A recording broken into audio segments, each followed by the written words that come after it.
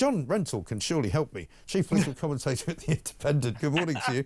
Good morning, Mike. I'm sorry to hear about that you're a victim of crime. I know. Well, this is very bad news. It is very bad news, particularly since I paid £40 for the privilege of parking the car in an NCP car park. There's the picture there. Somebody has smashed the back window. And then, bizarrely, didn't really steal anything.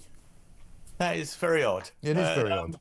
And, but it doesn't mean that that crime isn't down substantially over the past 30 years. It doesn't, but I have got some ONS figures that I'll show you later. But I see, let's talk about ID cards first of all, because I'm not sure what you think about this, but I mean, well, ID card might do a lot of things, but I don't think it's going to stop illegal migration, is it?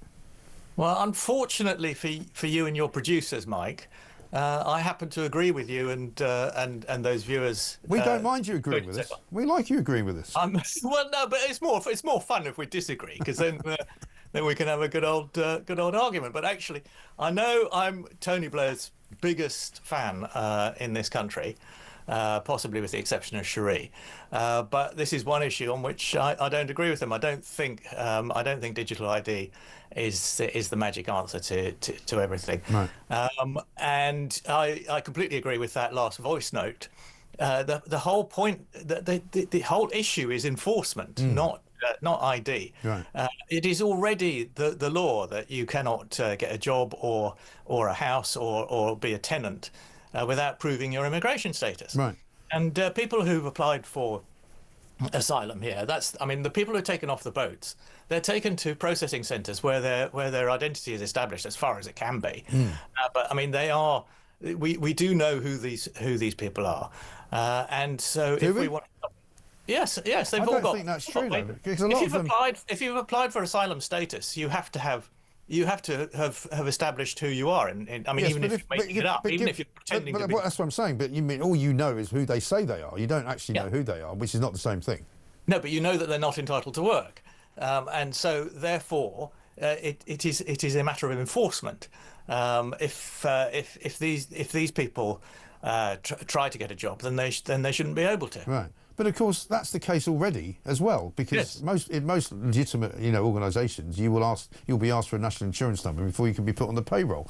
And if you're going to work in some dodgy, scenario where nobody's going to bother and they're going to pay you cash in hand, which is what happens now, then that's not going to change, is it?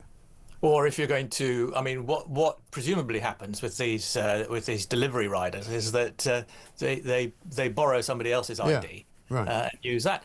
A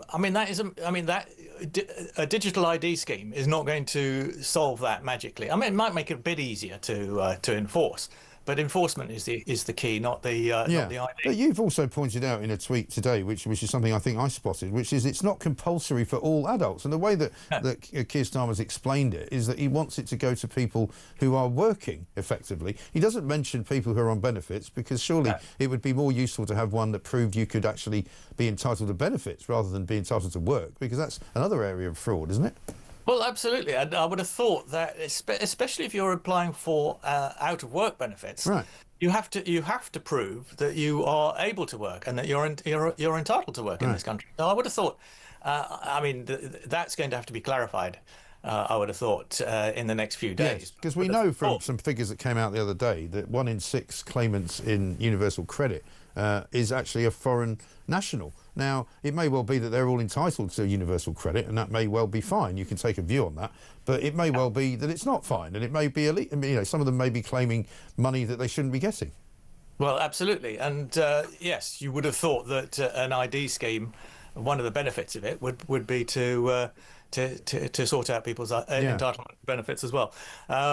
But again, as I said, it's not compulsory for everyone. But pensioners, for example, won't need to have it. Although I'm quite taken by the argument that you don't have to hunt around for a utility bill. That is one of life's most unappealing chores. Yeah, but it's not it's not the most difficult thing in the world, is it? It's not like, oh my God, I can't do anything. I can't find an electricity bill. No, but I don't actually have a libertarian objection in principle to the idea of ID cards. I ask whether it'll work or not, and I think it's not the key issue. The other thing about it is it's not a card. No. Despite this confident reporting that it was going to be an ID card for all UK adults, That's not what it is No, at it's all. going to be an app, isn't it? It's going to be on. Yeah, it's going to be an app. Right. And if it's as successful as all the other apps the government have produced, then I don't think we've got anything to worry about, to be honest. Well, no, that's not fair, Mike. I mean, the NHS app was a triumphant success. The rollout of that depends on who you talk to. Well, I just spoke to a doctor about it who said that the problem with the NHS app is it doesn't do anything that the doctor doesn't do. And if you can't get an appointment on the doctor with the doctor through the telephone or online, the app doesn't make you get a no, you can't. You can't book an appointment with a GP through the app. Oh gosh, no. Well, so what's the point of it then? So you can look at some details of your own personal, medical history, and so yeah, it's quite useful for knowing which vaccinations you've had and all that. Well, why can't you remember what you've had? No. Why not? How many have you had? There are so many these days. How many vaccinations have you had in the last month? Well, you have to check the app. No, none. But flu and shingles and all the rest of it. All those vaccines. Blimey. Anyway, listen, I don't even use the NHS app. I don't really use the NHS, to be honest. It's so useless. But I mean, the other thing that I would say to you is, what about the business of this government hasn't really thought this through, right? Because when you see all of the various questions and all of the various papers today about what they haven't said, it seems to me that this is a very first stage suggestion, and they haven't got a model that they know they're going to use. They don't know. Lisa Nandy, in fact, let me play you Lisa Nandy last night from Question Time. She was asked about exactly what this app would do. How will these digital ID cards work? Well, one of the things that we're thinking about is whether to introduce digital ID, and we think there is some merit in this. The Prime Minister will say a bit more about this tomorrow, but we think that they offer two benefits. The first is that they'll be able to make sure that people are able to prove their right to be here, to work here legally very easily, which will then help us to deal with the illegal economy and stop people being undercut at work. But we also think there might be big benefits as well for citizens. If you think about the way that the NHS app has developed in recent years, and now you're much more able to do things like make GP appointments online and access your medical records, we think there may be benefits to the general population as well. We think an awful lot about things, and we're thinking about doing this and we're thinking about doing that, but we're not really very sure exactly how it's all going to work. I mean, I put it to you that this is a bit of a smokescreen to keep Morgan McSweeney off the front pages. Yeah, I did enjoy that conspiracy theory, Mike. Well, it's true, though. It's worked, hasn't it? Because the Mail have had to relegate the latest story, which is just as good. Absolute rubbish. The 50,000. It's a dead cat, isn't it? No, it's... OK, all right, answer me this. When are they introducing this digital ID? Over the course of this Parliament, I think. That means before the end of it, doesn't it? Yeah, no, that means... So at least 3 years away? Yes. Why are they announcing it today? It is not unusual for government announcements to be half-baked. I mean, certainly not this government. This government has always fallen down on the preparation work. I think they didn't prepare for government, and now they're in government, they're not preparing for these sort of announcements. Right, all right. Then would you concede that it might also take people's minds off the ridiculously poor returns programme, which has now counted up to 6 people who have gone to France since 2 weeks ago? Oh, is it 6 now? They've got an extra 2 went yesterday, yeah.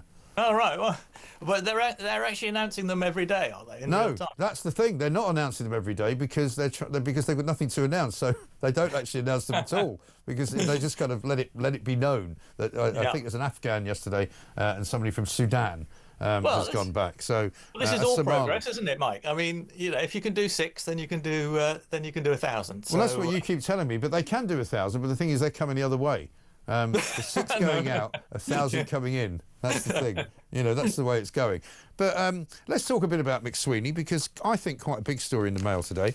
£50,000 donation in one go he received on the very day that the Electoral Commission told him he had to declare every single donation. And not only did he not declare it... very big story, Mike. Well, I think so. It's an old story. Not only did he not... It's been recooked with a little bit of timetable added. Yeah, but with a few more details added, I think you'll find. This particular detail says that he did not only declare the donation on the day, but that he basically didn't declare it for more than a year. And it was only 3 years later. So he deliberately didn't do something which he's supposed to do by law. That is the story that was reported 4 years ago, Mike. No, it wasn't, because we didn't know about the money. We didn't know about the influence. Yes, we did. Hang on. We didn't know about the influence of Labour Together. Labour Together basically are the people who have been bankrolled by your lot, the Blairists, right? They're the people who have come up with all of these ridiculous ideas for digital ID. It was their policy in June. It's now government policy. Labour Together is the shadow government, in my view. Yeah, absolutely. Well, it was the shadow Labour Party at the time. Right. So don't you think that because they're being, shall we say, economical with the truth, that they deserve to be investigated by the police? No, they were investigated by the Electoral Commission 4 years ago. Yes, and they were fined. And they were fined Yes. £14,000, which is actually that's quite a stiff fine. It's not a bad fine. However, they didn't know everything that we know. Then, but as Keir Starmer said on the Peter Mandelson case, you know, if I'd known then what I knew now, then something else would have happened. And if the Electoral Commission had known about this 50,000, they might have taken a different view. They did. I mean, that 50,000 is one of the is part of the 739,000 total, which the Electoral Commission told off Labour Together. So you agree that Morgan McSweeney broke the law then? Yes, they You agree that he broke the law? They broke electoral law and paid a fine. Yes. Well, that's the law, isn't it? Electoral law is the law. Yes. Right. So but that was all dealt with 4 years ago. It's been reported in various different ways ever since. But it has. The essential facts remain the same. Reported by you just the other day that he was on his way out, wasn't it? Who? McSweeney. McSweeney. You wrote a piece that said, "Is Morgan McSweeney the government's weakest link?" And is he about to be? That was a question to which the answer is no. The Morgan McSweeney is vulnerable because the right-wing press are out to get him, obviously. Because he's vulnerable because the left. No, he's vulnerable because the left. No, hang on. He's vulnerable because the left-wing backbenchers in the Labour Party don't like him, and they don't like what he's done to the party. Well, there's that as well. Yeah, that's quite an important bit, I think. Yes, but it's mostly the anti-Labour press that are trying to push this story and hoping to get him out. But, I mean, they're going to have to find something new. Well, I don't know, because I think this has got the stench of hanging around for too long type story. You remember Alistair Campbell saying when you become the story for more than 6 days, it's time to walk away. He's already passed that test. He's already been the story now for more than 6 days. He hasn't really adequately answered some of the questions. Neither has Keir Starmer. And also, what has come out, as I say, from all of this is that Keir Starmer's leadership bid had an unfair financial advantage over all the other candidates. I don't know that his leadership bid had. No, I mean this is Labour Together. They were separate from his leadership campaign. Yeah, but they weren't though. That's the point. You know, Morgan McSweeney said it was all separate. Said that he was being paid by the leadership fund rather than by Labour Together. But it all meshes into one. This is what I'm saying. It's all very murky, is it not? Well, yeah, no. It's not very clever. It was dealt with at the time. We'll have a little bet, shall we? They were fined £14,000. We'll have a little bet that he's gone at some point, much more before he would like to go, I think, and it will come. If they want to keep him over the course of the party conference, that's up to them, but I don't think it's going to do Starmer any good. I think he'll still be the Prime Minister's Chief of Staff by the end of next year. End of next year? OK, I'll take that bet. I'll take a £10 bet with you. No, 50p is my maximum. 50p, OK, fine, 50p. Well, 50p won't be worth 50p. I don't bet on politics. If you make it £10 now, it'll be worth 50p at the end of next year. Because you've got a massive crash coming, according to some political commentators. Let's talk a little bit as well about Tony Blair and his new job. He wants to be the guy that runs Gaza, apparently. Yeah, no, I saw that headline in the Telegraph this morning saying Tony Blair to run Gaza. Yeah. I mean, I know he's trying to advise people on how Gaza can be governed by someone other than Hamas. Yeah, and funnily enough, he's had a look round and he's decided the best person to run it is him. That does seem a bit unlikely. I haven't seen the details of the story, but no, he's engaged in negotiations with a lot of the Arab countries around about the future governance of Gaza. And, it's a very tricky problem. Yeah. And I think he's probably quite well qualified to have some good ideas about it. Well, he might have some good ideas, but apparently he wants to kind of supersede the Palestinian Authority. That's seemingly what he wants to do. It says he wants to head an interim government in Gaza on a proviso that power would eventually be handed over to the Palestinian Authority, which controlled the Gaza Strip until 2006. So he's effectively, I suppose, saying that he's going to try and push Hamas out of the way. And, I mean, who knows? Is he going to take Alistair Campbell with him and Peter Mandelson? I mean, is he going to get the old band back together? Well, there are some very difficult jobs in the world, and that is one of them. It certainly is. Perhaps these clever people can apply themselves to it. But I wouldn't have thought he's actually going to lead the government. I think that would be a really weird idea. It would be mad, wouldn't it? No, but he's basically said that he's got the support of Jared Kushner, Donald Trump's son-in-law, and he's got former Middle East advisor and Steve Witkoff, the US President's special envoy, have all agreed with him that Sir Tony is willing to sacrifice his time to end the war. Is that nice of him? Well, he did actually devote 7 years of his life to being the envoy to the Middle East. Yeah, how did that go? Peace envoy, they called it, but it turned out there was a lot more war when he left. Well, it's a very, very difficult situation. He was trying to build up the Palestinian authority to a point where it could assume statehood, but of course Hamas made that impossible. Yeah. Now, I'm just going to end because I'm being told we have to leave now. So we'll be able to finish, I hope, on a note of disagreement. This would be on the ONS data crime stats that have just come out from 2016 to 2024, right, by population. So this is going back a good 9 years. Overall crime up from 84.6% to 84.6 offences to 106.4 offences per 1,000 population. Violence against the person up from 19.8 to 26.5. Sexual offences up from 1.8 to 3. Theft up from 42.3 to 53.5. Robbery up from 2.6 to 3.8. Shoplifting up from 5 to 10.6. Theft from a person up from 4 to 11.6. Knife and sharp instruments up from 105 to 169. And homicide, you might be able to cling on to this one, level at around 100 murders a year. Yeah. That's that's the scores on the doors. Yeah, I don't recognise those figures. I mean, those are new ONS figures today, are they? Those are from the Office for National Statistics. Yeah, but what are they? Are they police recorded crime? Are they police recorded crime? Yeah. Yes, of course they are. Yeah, well, that's no good, is it, Mike? Because what you need is the crime survey for England and Wales. No, which actually surveys we have the whole this argument population. all the time. You can't say that actual statistics are less important than the survey of what people think.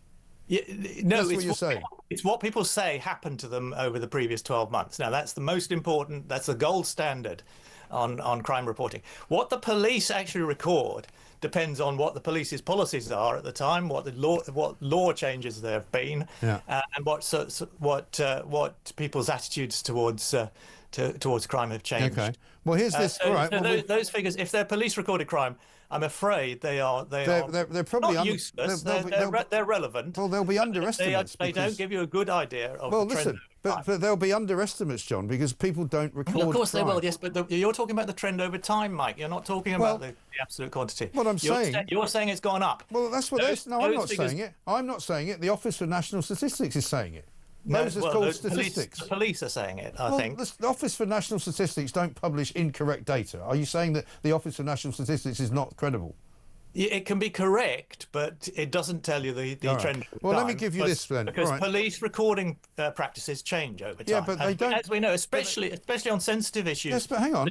They don't record offences. They don't. Where police recording is much better than it used to be. Yes, but they therefore that does not represent an increase. But the point is that they don't over-record incidents, do they? They don't over-record things. They under-record them because it's still a lot of people don't record crime. How about this? But they record more crime than they used to. So in a lot of cases. Well, ask me if I reported my crime. Well, of course you reported your crime. No, I haven't. Haven't you? No. Well, you put that picture up on screen and you haven't even reported it. I haven't had time to report it. I've been too busy trying to get a bleeding car fixed. Now, I may report it. Yeah, but you're going to. Well, it depends. It depends on whether I need to report it or not, because there's no point in reporting it other than wasting my time on a police website and hearing nothing back from them. They won't investigate it. There's not really any point. But let me read you this from the Crime Survey of England and Wales, which I think is what you say is more accurate, right? That is more accurate. Okay, yes. so according to the Crime Survey of England and Wales, concern about crime on a national level, when it first asked whether there is a little more or a lot more crime than 2 years ago in 1996, 75% of respondents said yes, but last year that rose to 82%. So 82% of people now think there is more crime than there was 2 years ago, according to your blessed Crime Survey of England and Wales. So people are more fearful of crime. So there is more crime then? No, that's not. That is absolutely not the What? case. There is actually much less crime than there used So to be. even though the Office for National people are more Statistics... afraid of it, and I don't know why that would be. It could be because of programs like yours reporting. Oh, because I'm causing them fear. And scaring people. Yeah, that's right.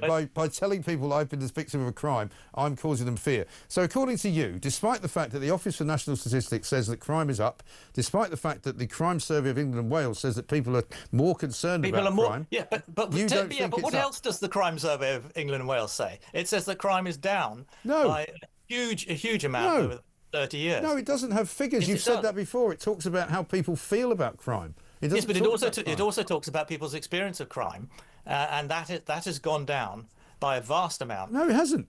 Since 1995. It really hasn't. It has. Yeah, I'm afraid it has. You just haven't read out those figures. The Crime Survey of England and Wales doesn't say... Anyway, listen, we can't go on like this. It's absolutely outrageous. Otherwise, people would say it's another crime has been committed. But at least we managed to disagree on something anyway, so all's well with the world. Thank you, John. Have a good weekend. Are you going to Labour Party conference, by the way? Of course. Excellent. We'll see you up there. John Rentoul is going up to the Labour Party conference. I'm not going up there.